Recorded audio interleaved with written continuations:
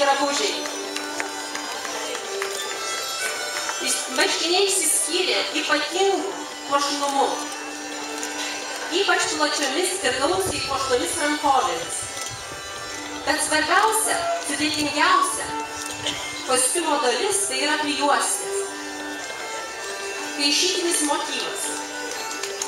Labiausiai mėgstamas 4 geometrizuotų tulpių. Sijonai tamsaus dugno puošti roželio juostomis.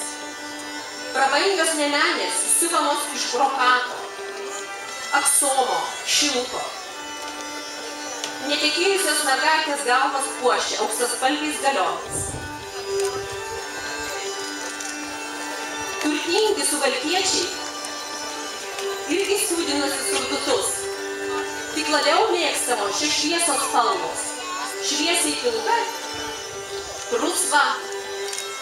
Prie jų vilkėjo šilkinės, liemenės. Prie surduto juosta jau nebuvo išima.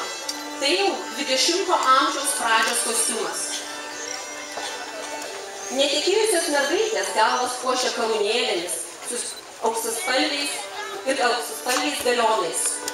Kaip jau čia irgi matote, puošnė labai, prijuostė. Suvalkietės audė ne mažiau juostų negu dzūkės, rinktinių raštų. Mėgdavo pasipuošti ir riešiniais, megztomis su biseriu. Ypač prabangus ir turtingas suvalkiečio turtingo vyriškas kostiumas.